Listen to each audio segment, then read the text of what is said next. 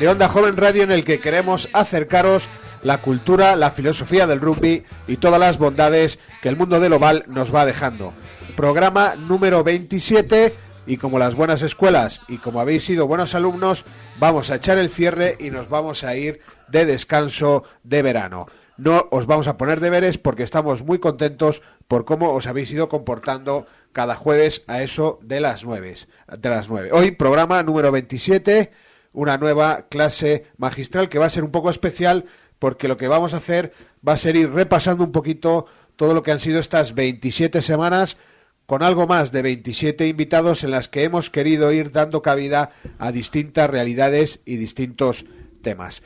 Y para nosotros es un gusto poder contar hoy en el estudio con una persona.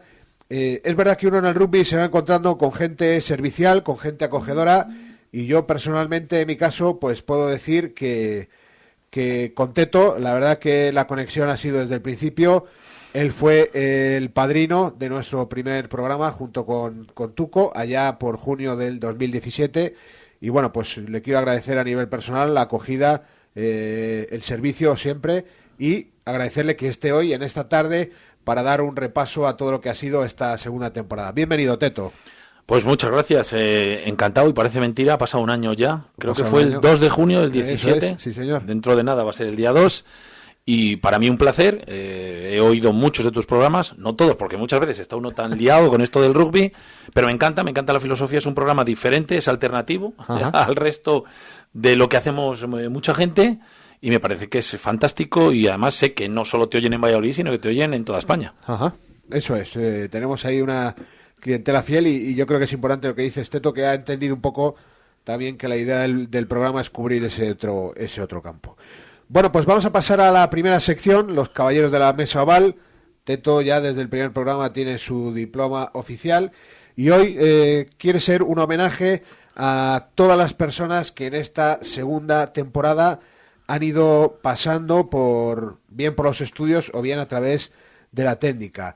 Hemos contado con el Chulo, con Ignacio Molina Om, hemos contado con Roy Harley, uno de los supervivientes de Viven, con Sergi Latorre, de Blog de Rugby, hemos contado con Felipe, de Rugby Alcalá y de Generación Rugby, David García, nuestro amigo David García, de Radio Marca, de Misiones Deportivas, hemos contado con dos árbitros, con Félix Villegas, con Alhambra Nievas, hemos tenido a Pablo de la Central, hemos tenido a Andrés Martín, padre de Pablo y de la asociación ASCOL, con el que hablamos también todo el tema del rugby familia, Patricia García con sus proyectos, Chema Sanz, que ha hecho una gran temporada con el BEI, que estuvo compartiendo con nosotros sobre los All Black, Torna Rugby, Mario Barandarian, Santi Toca, Irene Alonso del Club Rugby Arroyo Femenino, las Cristinas del BRAC Femenino, David Gordini, David Monreal, Tony Jimeno, Campbell Johnston, entrenador de arquitectura, Ángel de Quijotes y Rugby,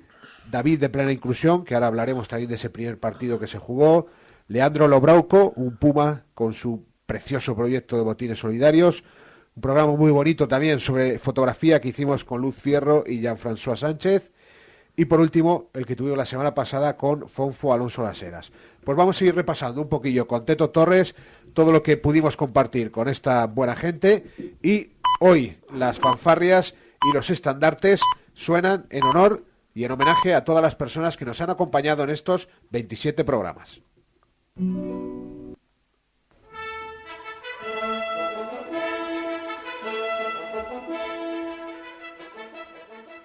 Suenan las fanfarrias en Onda Joven porque es tiempo de tertulia, porque es tiempo de sobremesa al calor de un balón de rugby.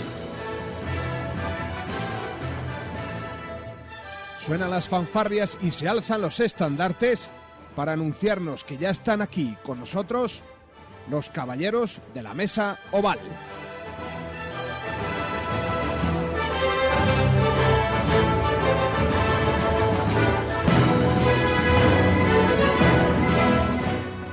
Bueno, pues hoy aquí en nuestra mesa oval contamos con el que fuera nuestro padrino, Teto Torres, y vamos a ir dando una vuelta a todo lo que han sido estos 27 programas. Comenzábamos en octubre, Teto, con dos noticias que yo creo que eran importantes y que forman parte de la historia del rugby. Una de ellas era el premio Princesa de Asturias, que se concedía a los All Black, y creo que era importante porque en ese premio no solo se reconocía su trayectoria deportiva, sino también todo el tema cultural y todo el tema de los valores que esta selección aúna.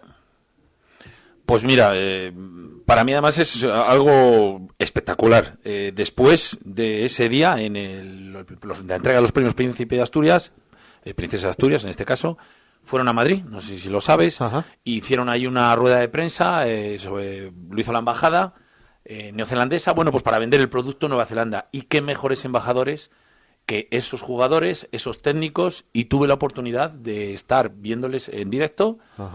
Nos hicimos fotos todo el mundo con ellos. No puede haber gente más educada, más simpática.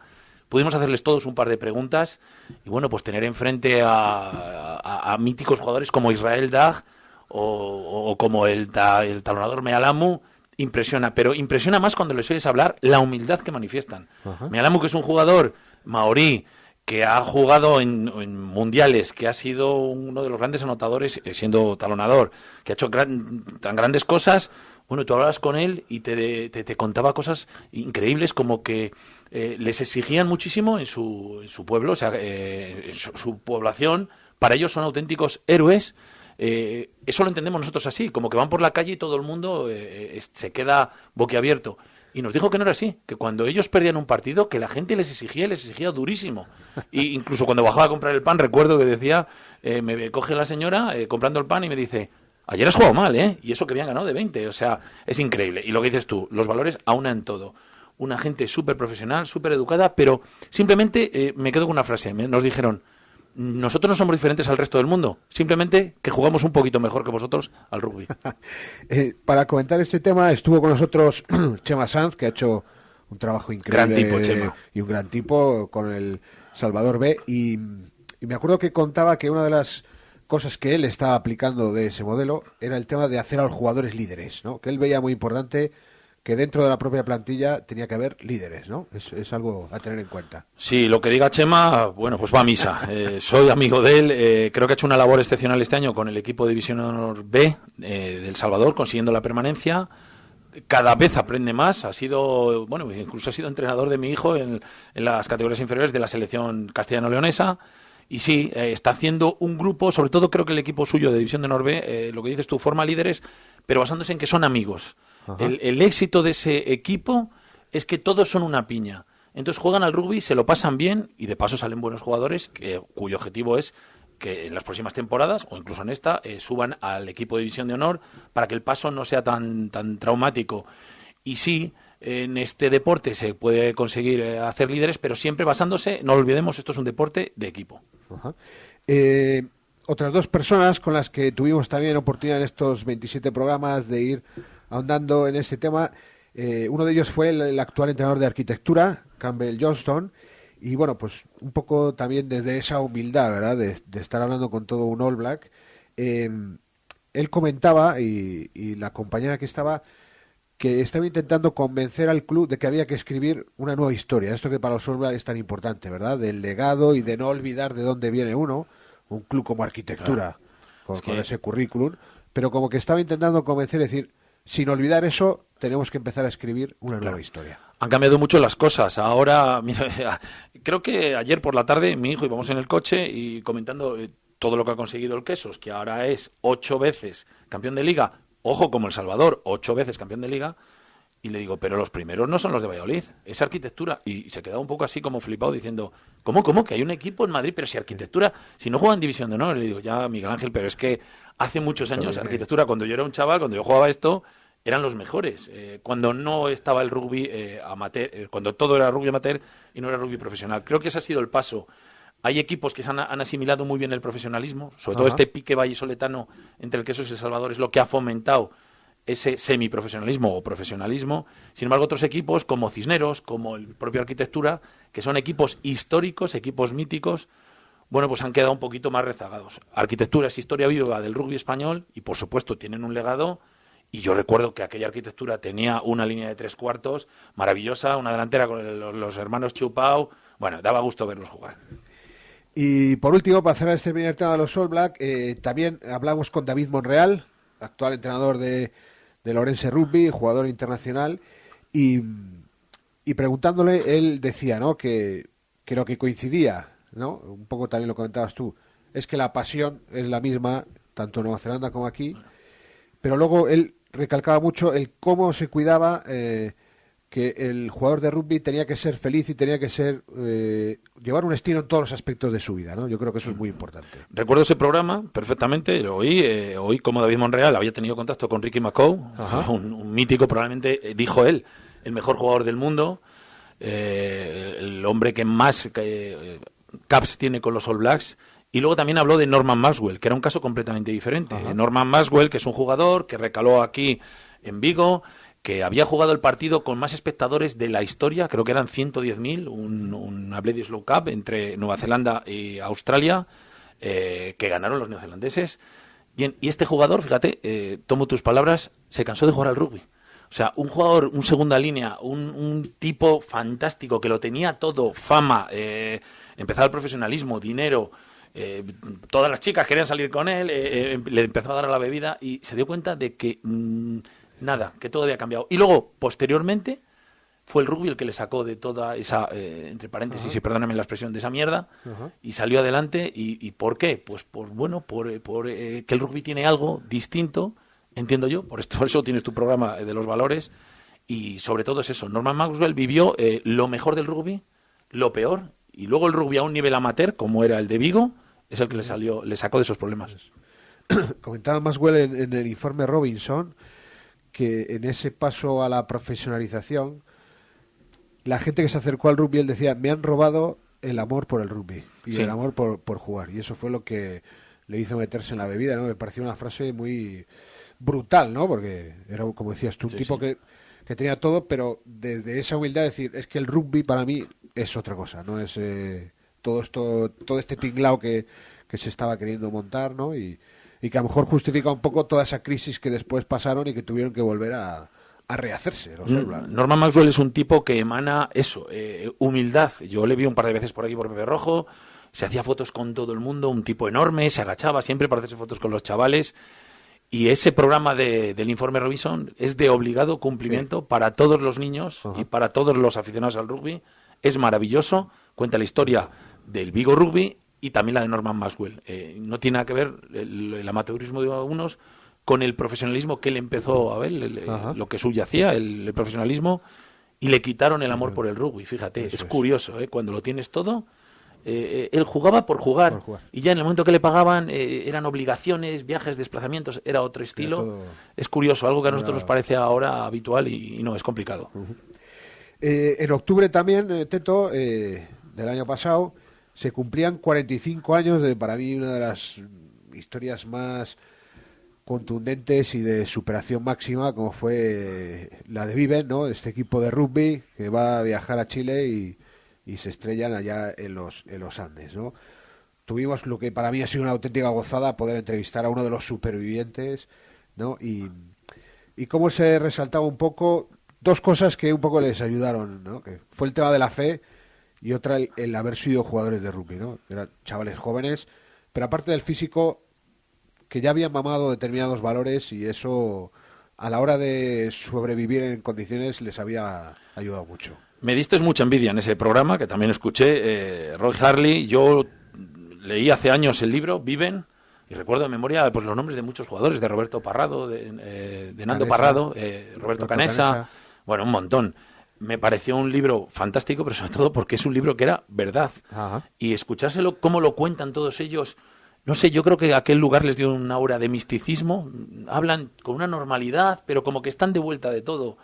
Es fantástico dentro de la crudeza. Y escuchar a Roy Harley en tu programa fue fantástico, lo que dices tú. Ellos eran una escuela cristiana, los All Christian, jugaban al rugby, probablemente eso les unió mucho, eran muy amigos y también tenían unas bases de sus creencias, de su catolicismo. Y bueno, puede que fuera eso lo que les aferró a mantenerse vivos, a no intentar ninguno pues hacer burradas como suicidarse, con todo lo que tuvieron que vivir. Porque mira que cuando uno lee el libro, que todavía es aún más duro que la película, todo lo que les pasó fue una auténtica prueba de fuego. y bueno, pues quizás esos valores, esa unión como un equipo de rugby que eran el que les salvó la vida. Ajá. Nos dejaba Roy una anécdota que me parecía genial del balón de rugby que tenían, un balón de rugby de los años 70, que era en el que orinaban por la noche, ¿no? Y que al final terminaba siendo un objeto preciado porque con él se calentaba, ¿no? Me pareció una cosa... Sí, sería el genial. mítico Wallaby aquel o incluso anterior. Ajá. Y creo recordar que era con la cámara del balón. Eso es. Era lo único que tenían Para- caliente y lo acurrucaban porque era lo único que tenían caliente a lo largo de para 24 pasar horas. aquellas noches. Es durísimo, durísimo. Pues 45 años se cumplían en octubre y bueno, pues yo creo que es una historia que también sigue vigente y que nos puede enseñar mucho. Por aquel entonces también los primeros programas nos visitaba un tipo al que yo tengo mucho cariño, un tipo peculiar, un hombre de rugby, como es Pablo de la Central, un hombre auténtico. Y yo quería preguntarte, Teto, seguimos teniendo en el rugby español la asignatura pendiente de esos clubes sociales, ¿no? De esa auténtica sede en la que desde que uno entra hasta que sale se respire, se hable, se mame rugby, ¿verdad? Sí, Pablo es un tipo fantástico. Yo le tuve en nuestro programa en la COPE, es un tipo eléctrico, irradia alegría, es genial. Y respecto a tu pregunta, tienes toda la razón. Quizá el modelo es el modelo argentino. Nosotros que somos latinos como ellos, o hispanoamericanos, como quieras llamar, es el modelo que todos podemos ver, que nos cuenta Mario Barandiarán. Ellos viven en el club, es decir, van por la mañana, el sábado por la mañana a las 10, ven partidos de categorías inferiores, siguen, hacen el asado, como no, ahí estaría Mario seguramente haciendo su asado, comen, beben y luego por la tarde empieza el partido de su categoría superior y luego siguen por la noche, están todo el día y en su club, es su segunda familia. Eso sería lo ideal. Aquí en Valladolid es distinto y eso que no nos podemos quejar, que por ejemplo Pablo capitanea o dirige, es el propietario de uno de los mejores bares de rugby de España, sin duda, y uno de los mejores del mundo, donde hay un ambiente fantástico, que es la sede del Silverstone en Salvador, la sede social, donde hacen los terceros tiempos, es un lugar donde entras, ves fotos, respiras rugby por todos los lados. Creo que fue una de las asignaturas pendientes que ha tenido la directiva del Quesos Entre Pinares. Recuerdo perfectamente cómo Toño Garrote, cuando llegó, una de sus objetivos era conseguir una sede estable. El Quesos fue dando tumbos de un lado para otro, hasta ahora parece que está mucho más asentado en la actual, en la Plaza del Salvador, curiosamente, en el Barco, donde hay un gran ambiente, pero está muy bien, pero no tiene esa complejidad o esa mística de sitios, por ejemplo, como la sede social del Direito, que es una cabaña de madera a pie de campo, que estaría fantástico. Las sedes que tenemos aquí en Valladolid están en todo el centro, están genial, pero les falta ese tipo de ser una... Dar un paso más. Ahí. Correcto, un pasito más. A lo largo de los programas han ido pasando también cosas que yo creo que son esperanzadoras, Teto, que son multitud de proyectos que van surgiendo alrededor del rugby y que al final tienen como objetivo el ir transmitiendo esos valores y sobre todo ir trabajándolo desde los más pequeños, ¿no? Por ejemplo, uno de los primeros que pasaba era Felipe, de Rugby Alcalá, con su proyecto Generación Rugby, que una de las cosas que más me llamó la atención gratamente fue cómo tenían, digamos, un apartado de asesoramiento a familias, desde temas nutricionales a apoyo, o sea, para que las familias que se acercaran al rugby, que yo creo, por lo que veo en mi entorno, que sigue siendo un deporte que crea un poquito de miedo todavía, ¿verdad? Sobre todo para los niños. Esa faceta de asesoramiento familiar me pareció muy interesante para quitar tabúes. Mira, Felipe vive por y para el rugby, es un enamorado y no me extraña que tenga este proyecto porque lo que consiguió, por ejemplo, hace 2 años en la final de la Copa del Rey, aquí en Valladolid, de traerse, no sé si fueron 3 o 4 autobuses de Alcalá, que no deja de ser un pueblo grande, pero es un pueblo que no me digas tú, Felipe, que me mata. Él que está en Alcalaíno y siempre dice que es mejor que Valladolid. Bueno, pues Alcalá es una población grande, pero que se trajera a esa cantidad de gente que llenaron la grada de colorido rojo, eso dice mucho. Son una auténtica familia. Y el trabajo que está haciendo Felipe y su directiva, ante el domingo, o el sábado, perdón, no pudo venir precisamente a la final de Liga porque estaban poniendo el nombre a Luisón Abad, un histórico del club. Quiero decir, están manteniendo cosas muy bonitas, pequeños detalles, y no me extraña que les vaya bien. Y cada vez se habla más de rugby y, por supuesto, de Rugby Alcalá. Otro proyecto interesante era el que nos presentaba Patricia García. Patricia. Una mujer internacional, un portento, pero que yo destacaría que el mismo tesón que tiene en el campo, y esa capacidad de lucha y de sacrificio, la lleva después fuera del campo y se desvive por un proyecto como el Rugby and Values y que ha estado pues en cárceles de Argentina, en las favelas de Brasil, en Marruecos, era lo último. Y bueno, pues la verdad que a uno le enorgullece ver jugadores tan comprometidos dentro como fuera del campo. Y es que además Patricia lo bueno que tiene es que es extrovertida, es dinámica, es todo simpatía y lo sabe hacer y sabe vender su proyecto, ya se sabe vender muy bien. Lo que dices tú, en el campo es todo garra, pero fuera es todo corazón, todo ganas de hacer cantidad de cosas. Esto que hizo los de los valores del rugby values, ha estado prácticamente por todo el mundo. Ella por su profesión, porque es una deportista que juega las World Rugby Series femeninas, ha estado por todo el mundo. Y ahora nos ha sorprendido con la noticia de que se va a jugar a Japón, la Liga de Seven. Es decir, es una mujer trotamundos. Es un saltimbanqui, estuvo en Nueva Zelanda incluso también jugando. Es decir, todo lo que haga Patricia parece que está dotado de algo mágico. Forma parte del jurado de la entrega de los premios Princesa de Asturias de los deportes. Y Patricia, desde luego, ha sido muy inteligente y es de las primeras personas que podemos entrecomillar como mediáticas de manera positiva para el rugby. Tuvimos también un jueves a Leandro Lobrauco, exjugador de los Puma, medio melé. Estuvo en clubes italianos jugando competición europea y que de repente su ilusión, Teto, es acercar a los barrios más humildes de su ciudad el rugby como un proyecto no para captar fichas precisamente, sino para reconstruir la vida de la gente más necesitada, ¿no? Y monta este proyecto de botines solidarios que es la verdad muy interesante y muy bonito. Qué interpelador es, ¿no? Que un tipo que lo ha sido todo, de repente su ilusión sea el trabajar para la gente más necesitada desde el rugby. Es fantástico. Hay gente que tiene unas iniciativas y bueno, yo creo que es el espíritu de corporativo, del sacrificio, de la unión, de la entrega. Bueno, la labor de Leandro era estupenda y me hace parecer mucho a un reportaje que vi también, y mira, eso tiene una buena entrevista tuya, a ver si lo consigues, es complicado. Seguro que has visto ese documental de Venezuela, de los presos, que a través de, no sé qué marca de ron era. Santa Teresa, correcto. De gente que era unos auténticos marginales, delincuentes, bueno, de lo peor.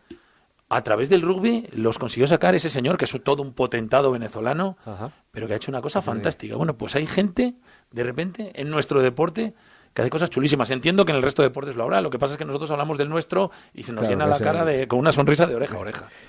Y cerrando este campo un poco de los proyectos, pues hemos tenido también la suerte de conocer, digamos, dos escuelas y un club muy de cantera, ¿no? Las dos escuelas eran las del Quesos y las del BRAC, nos acompañaban Santi Toca, nos acompañaba Mario, y después una persona que para mí pues también tiene especial cariño con el programa, con el primero con el que hablé voy a montar este programa, que es con el bueno de Tony, y todo el buen trabajo que se está haciendo en Valencia, y con una faceta que a lo mejor es menos conocida, de que desde los clubes estaban ofreciendo a chavales, vamos a decir, que tienen todas las papeletas para quedarse fuera del sistema, cómo les estaban enganchando con el rugby.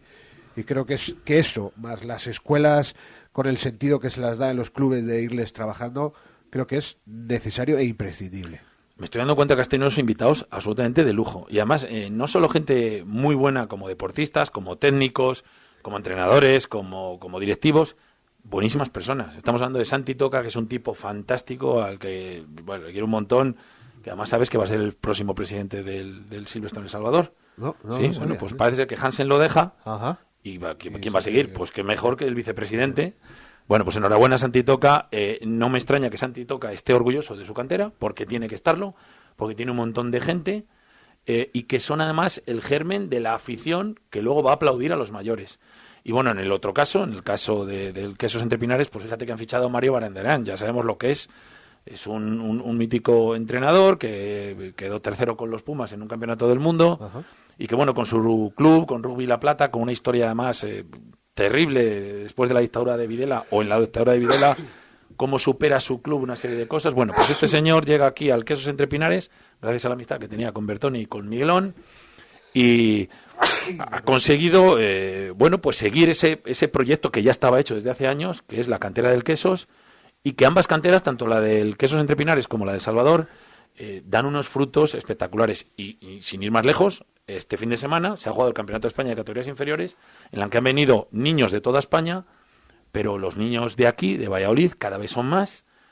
Por eso creo que el Ayuntamiento también presta cada vez mayor apoyo a nuestro deporte, porque ve la implicación de las familias y de los niños.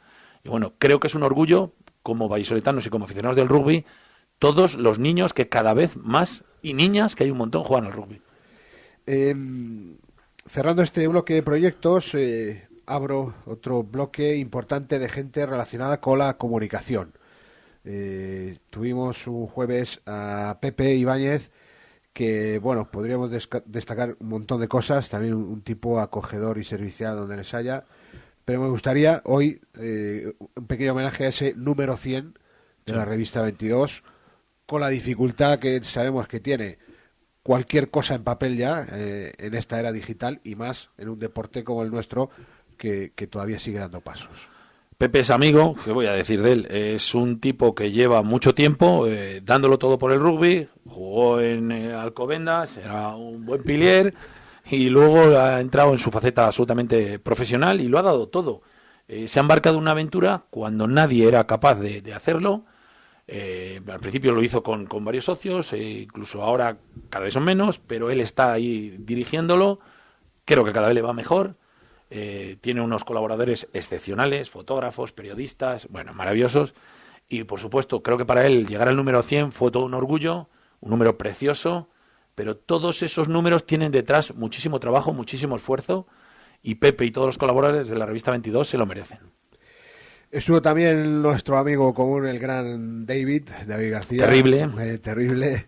Que yo creo que en algún momento también se le reconocerá la importancia como pionero, ¿no? A mí me gusta muchas veces en las redes comentarlo cuando se habla que Castilla y León Televisión va a cubrir y esto y lo otro y tal, como él en un momento junto con Gonzalo apostaron por esto, ¿no? Yo creo que es justo que el streaming, digamos, un día se inició gracias a gente como Gonzalo y David. Sin duda, Gonzalo y David, como socios que son, empezaron hace muchísimo tiempo, pero es que son pioneros y creo que son de los mejores realizadores que hay ahora mismo de rugby en España.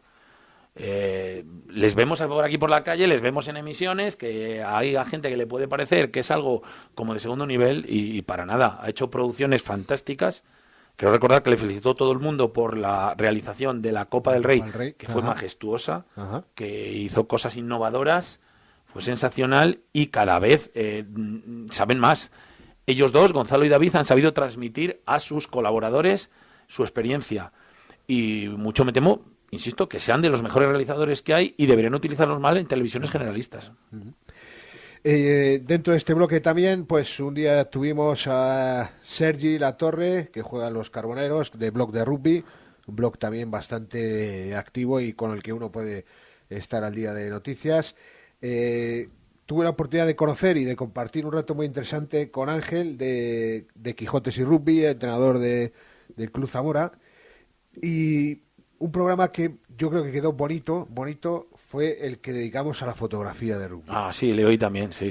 Con Luz y con Jean-François. Me parece que fue interesantísimo y que creo que ayudó también a valorar un poco, pues que parece que esas fotos es llegar y tirar, y creo que ellos nos ubicaron mucho en cómo buscan, ¿no? Y cómo buscan que esa foto sea bonita. Además, el rugby, que a mí me parece un deporte que de cara a fotografía transmite una belleza espectacular. Es súper plástico. Y luego la sabiduría que tienen Luz y Jean-François, bueno, pues es maravilloso, a base de fotos y comerse muchos partidos, buenos, malos, las inclemencias del tiempo, no todo es como ahora, que hace relativamente bueno.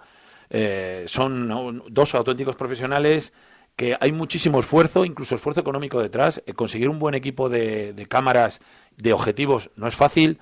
Yo soy amigo de varios fotógrafos, me parecen, bueno, más que amigo, soy un auténtico admirador, no solo Luz, Jean-François, Juan Carlos, Juan Carlos Rodríguez. Quiero recordar a Chaka, a Nilcek, y fíjate, me llamó la atención que tras un partido de la selección española en Madrid, a Nilcek metió su coche con todo el equipo en el garaje del Corte Inglés y le robaron absolutamente todo. Parece ser que alguien le siguió con aviesas intenciones y le pegaron un palo gordo con la pasta que costaba todo eso. Entonces, bueno, no solo es por el tema económico, quiero hacerles desde aquí un homenaje a los compañeros de la prensa gráfica o a los fotógrafos directamente. Ese programa fue muy divertido y es que además Luz es una persona maravillosa y Jean-François es un tipo divertidísimo, es padre de un gran jugador, de Antoine. Y te los encuentras allá por donde vayas, siempre están presentes. Con la Entonces, cámara es un esfuerzo ímprobo el que hacen. Hubo 2 jueves que tuvimos la suerte de contar con la clase magistral de 2 árbitros, además 2 árbitros de nuestro ámbito nacional, pero también internacionales, ¿no? Como Félix y como Alhambra. Podría destacar muchas cosas, pero me gustaría, Teto, comentar y destacar, resaltar 2. Una, la gran preparación que hay detrás de un árbitro de rugby, teniendo en cuenta que estamos hablando de uno de los reglamentos, si no es el más complicado, por ahí andaremos. Sí. Toda la preparación que tienen, e incluso contamos con la suerte de que Félix, una persona de nuestra tierra, es formador, con lo cual eso ya da. Y después el compromiso que tienen ambos. Félix, árbitro referente y en estamentos importantes, le puedes ver en Pepe Rojo entrenando a los pequeños, además con una calidad soberbia. Y Alhambra, nombrada mejor árbitro del mundo, siempre cuando tiene oportunidad en sus redes sociales de dejar un mensaje de no hay que perder la esencia, no hay que perder los valores del rugby, ahí está, ¿no? Yo creo que es importante siendo árbitros. Es curioso, esta pareja son muy amigos, Alhambra y Félix son muy amigos. Una nombrada mejor árbitro del mundo, junto con Rasta, el famoso árbitro de Seven. El otro para mí, y le voy a nombrar ahora, y si me oye Félix, pues oye, lo siento, es el mejor árbitro de España con diferencia, y ha tenido una desgraciada trayectoria, y voy a explicar por qué. Porque se le han cruzado 2 equipazos, que son el Silverstone El Salvador y el Quesos Entre Pinares, y al ser vallisoletano, pues no puede pitar las finales.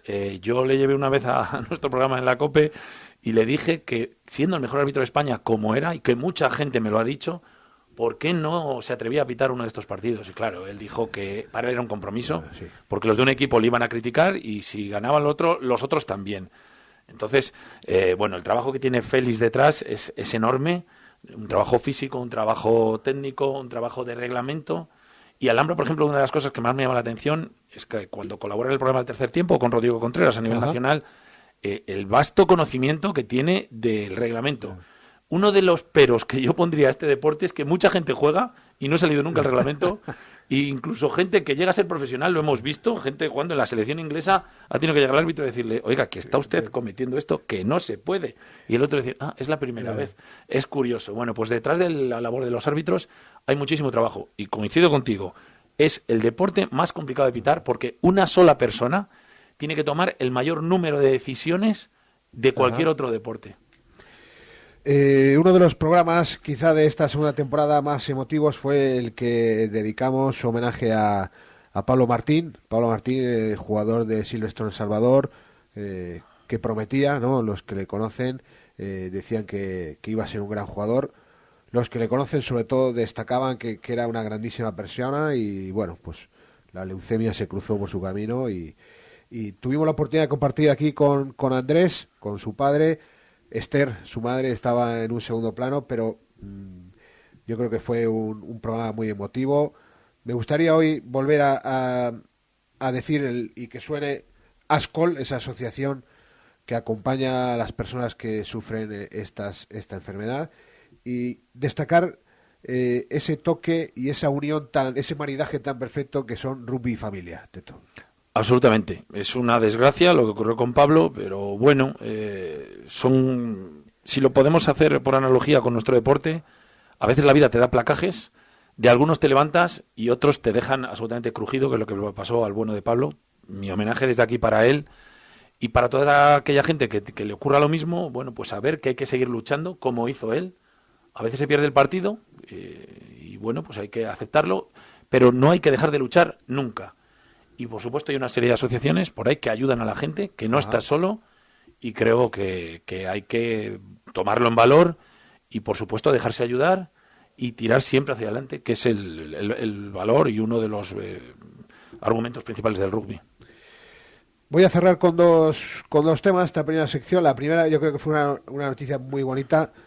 Me encantó el programa que dedicaste a este tema del primer partido de rugby inclusivo que se jugó el 8 de abril, ¿verdad? El primer partido en Castilla y León que enfrentó a El Salvador y a Quijote de Toledo, ¿no? Creo que fue una experiencia bonita y escuchar a los chicos... Yo me lo pasé fenomenal y nuestro protagonista, un auténtico crack, además todos lo vimos, cómo juega, pero es que nos sorprendió cuando hablamos con él, que jugaba muy bien al rugby, pero que es que jugaba baloncesto, que jugaba fútbol, que hacía natación, o sea, un tipo que no paraba, literalmente, divertidísimo, un chaval encantador, y además con unos amores por sus colores blanquinegros. Oye, que yo soy de El Salvador, que ya, tranquilo.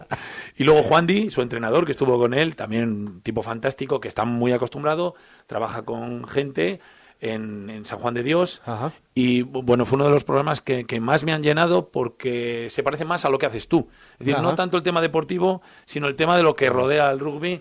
Y es eso siquiera jugar por jugar. Y todos se lo pasaron fantástico y todos con una sonrisa, vamos, radiante. Pues la verdad que nos congratula poder recordar. Aquí estuvo con nosotros David de Plena Inclusión, la asociación que también, a petición de El Salvador, que yo creo que es una cosa que hay que destacar, que es el club el que se pone en contacto y no al revés. Y eso de idea de que los clubes de rugby se preocupan por algo más que no sea lo deportivo. Y el último programa que tuvimos, para mí fue una auténtica gozada, Teto, contar con Fonfo Alonso Las Heras, Claro. un tipo, vamos, grande en todos los sentidos y que en un momento dado, pudiendo ser también figura del rugby, ¿verdad? Sigue otra llamada y cómo pudimos y cómo tiene él tan interiorizado y tan convencido la unión de Dios y el rugby, de los valores del catolicismo con el rugby, cómo echaba de menos que en los seminarios británicos sí que hay rugby y aquí es el fútbol lo que triunfa. La verdad que fue una gozada y cómo él es un pleno convencido de que para las personas en exclusión, para las personas más débiles, el rugby es una terapia inigualable. Sí, lo que contábamos antes de lo del ron y bueno, Fonfo es hijo de Fonfo, Alonso Las Heras, sería el segundo Fonfo. A mí me entrenó Fonfo cuando yo era un chaval y no me extraña que sea un tipo tan maravilloso porque de casta le viene al galgo.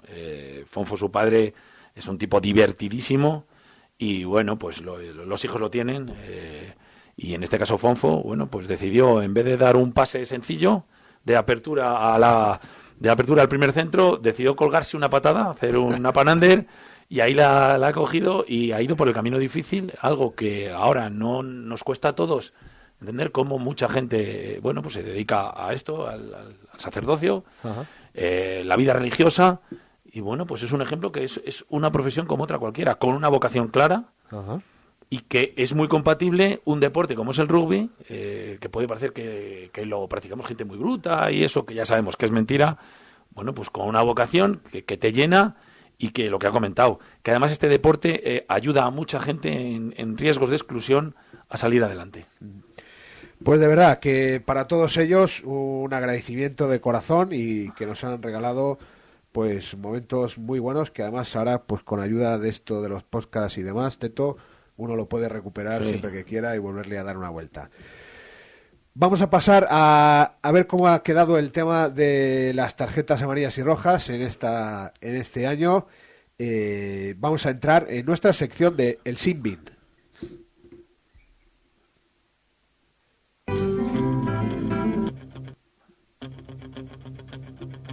En estos momentos la escuela oval se tiñe de amarillo.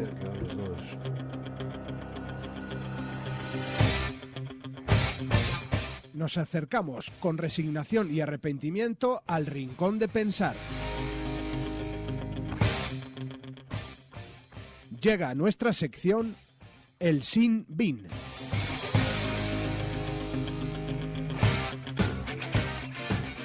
Quiero comenzar el Sin Bin. Teto, el otro día en el programa hacía un alegato a que estos grandes espectáculos o estos partidos tan importantes que se están convirtiendo, hablamos ya de 10.000 personas, que no deja de ser una cifra baladí, la importancia, yo decía, de que también sean el escaparate de que lo que predicamos vean que es realidad, porque si se empiezan a ver momentos menos bonitos como los que pudimos ver en las semifinales, pues claro, al final quedamos como vendedores de crecepelo. Y yo desde aquí quiero agradecer y quiero decir que me pareció que la final fue muy limpia. Sí. Hubo una tarjeta amarilla al final, pero bueno, quiero decir que no fue como a lo mejor otros derbis que hay más amagos de tanganas, de tal. Yo creo que fue bastante correcto y creo que es importante porque al final son 10.000 personas, de las cuales pues a lo mejor 5.000 es la primera vez o que no se van a acercar habitualmente y tienen que ver que lo que contamos es verdad, es que si no, pues sí, favor. Yo este año además quedé muy tocado, como hemos quedado tocados muchos a raíz de lo del España-Bélgica. Creo que el rugby subió como la espuma subió y cuando estábamos arriba del todo y tocábamos el cielo con los dedos, nos pegaron un estacazo, un árbitro rumano, impresentable para mí, nos dejó fuera de un sueño y luego decisiones políticas, luego ha habido un lío ahí horroroso, nos han dado a todos un bajonazo. Y respecto a este tema de las tarjetas, decía que enlazando con ese mal momento, pues hay cosas buenas y es ver que se respetan las normas, que es lo que siempre hemos hablado. Y sobre todo, mira, el otro día estuve en unas jornadas de networking que hizo El Salvador y le oí a Juan Carlos Pérez, el entrenador, comentar que ellos querían hacer mejores jugadores para ser mejores personas. Y contó la anécdota de que un año lo hicieron todo muy bien, creo que fue cuando ganaron los 2 títulos y se fijaron que tenían muy pocas tarjetas amarillas. Pocas tarjetas. Y sin embargo, al año siguiente no lo hicieron tan bien, miraron el resultado y habían conseguido muchas más tarjetas de lo deseado. Creo que en este caso El Salvador, tanto El Salvador como el Quesos están en la parte baja de la clasificación, me imagino que lo contarás ahora, pero me llamó mucho la atención. Tratar de jugar bien y encima consiguiendo pocas tarjetas, pues eso dice mucho de quien lo intenta practicar. Bueno, pues si pasamos a analizar un poco lo que han sido las estadísticas de esta temporada, en lo que a tarjetas amarillas se refiere, con la tarjeta que se mostró a Chris Eaton en la final, el total en toda la temporada han sido 263 tarjetas amarillas. Los equipos que más tarjetas han recibido han sido Alcobendas con 33 y el Senor Independiente con 30. Después Barcelona y Hernani con 24. Después Quesos Entre Pinares, el campeón, con 23. La Vila 22. Cisneros 21. Guecho 19. Salvador 18. Guernica y Ampoordicia 17. Y el equipo con menos tarjetas, el decano del rugby español, Sant Boi, con 15. Destacar que el jugador que más tarjetas amarillas ha recibido ha sido Juan Ignacio Pérez de La Vila. Si hablamos de tarjetas rojas, en el partido final no hubo ninguna. Ha habido 17 tarjetas rojas en todo lo que va de temporada. Los equipos que más tarjetas han tenido, igual que las tarjetas amarillas, han sido Alcobendas e Independiente con 3. Después, con 2 tarjetas rojas, Hernani, Sant Boi y La Vila. Le sigue un grupo de 5 clubes con una tarjeta roja que han sido Ampoordicia, Guernica, Silverstone El Salvador, Barcelona y Brac, y 2 equipos que no han recibido ninguna, el descendido Guecho y Cisneros. Destacar en este aspecto que solo ha habido un jugador que ha repetido, que ha sido Santi Ovejero de Alcobendas, el único que ha recibido 2 tarjetas rojas. Me gustaría presentaros una comparativa de las 4 últimas temporadas. En la 2014-2015 las tarjetas amarillas fueron 248, en la siguiente bajó a 223, en la siguiente volvió a bajar 213 y este año nos hemos disparado hasta 263, 50 tarjetas amarillas más que la temporada anterior. En lo que a tarjeta roja se refiere, estamos algo mejor. En la temporada 2014-2015 fueron 26, en la 2015-2016 bajó a 15, la 2016-2017 tuvo una más con 16 y este año hemos seguido la progresión, una más con 17. Bueno, pues esto ha sido lo que es el aspecto disciplinario y vamos a ir cerrando ya este último programa de la segunda temporada con Palabra de Tizona. Sabéis que es esa sección en la que siempre queremos dejar una pequeña reflexión desde el poder de la palabra. Así que, sin enrollarme más, nos metemos en Palabra de Tizona.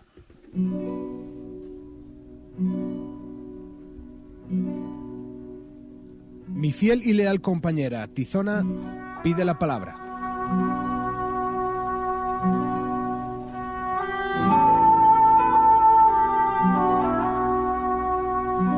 Políticamente incorrecta y sin pelos en la lengua, habla alto y claro.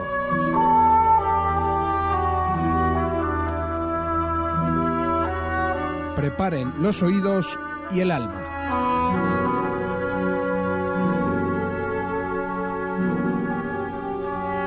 Con todos ustedes, Palabra de Tizona.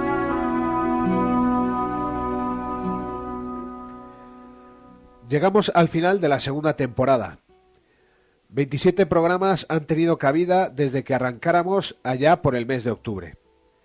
Siempre luchando por no ser veleta que mueve el viento dominante, sino, al contrario, con el punto de mira fijo sobre aquello que queremos contar y predicar. Un modelo, el del rugby, que creemos fundamental en los tiempos que corren por su labor educativa y porque aseveramos que allí donde hay un balón oval, las personas y lo que les rodea se hace mejor. Un curso académico por el que han ido pasando damas y caballeros por nuestra mesa oval, compartiendo, enriqueciendo, disfrutando y construyendo, con la palabra y con los hechos, siempre desde aquello que nos une, la pasión por el rugby. Un curso académico en el que ha habido sinsabores que por momentos dejaron noqueados a nuestros principios y que dejan la duda sembrada en el ambiente. Con fe seremos capaces de resurgir y remontar el vuelo. Desde abajo, desde lo pequeño, desde el sacrificio de cada día, de cada club, de cada escuela, que son, al final, quienes dan momentos de autenticidad y de gloria.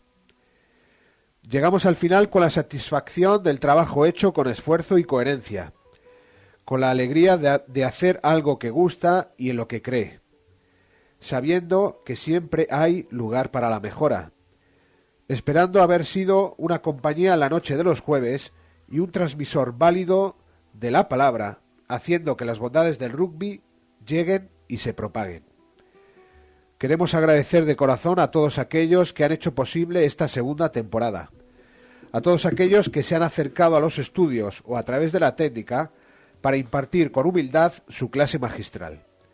Y no encontramos mejor manera que montando un pasillo por el que van desfilando Ignacio Molina Om, Roy Harley, Sergi Latorre, Felipe de Rugby Alcalá, David García, Félix Villegas, Pablo de la Central, Andrés Martín, Patricia García, Alhambra Nievas, Pepe Ibáñez, Chema Sanz, Torna Rugby, Mario Barandiarán, Santi Toca, Irene Alonso de Club Arroyo Femenino, Las Cristinas del BRAC Femenino, David Gordini, David Monreal, Tony Jimeno, Campbell Johnston, Ángel de Quijotes y Rugby, David de Plena Inclusión, Leandro Lobrauco y sus botines solidarios, Luz Fierro, Jean-François Sánchez, Fonfo Alonso Las Heras y cerrando el que hace casi un año apadrinara nuestro debut, Teto Torres.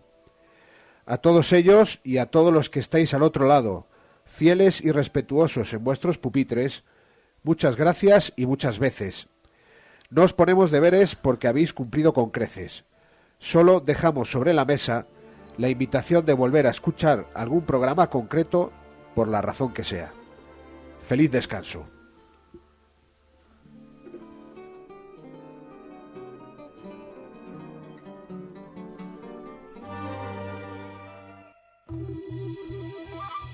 Bueno, y sabéis que cuando entra Jethro Tull con esta preciosa canción es el momento de despedir.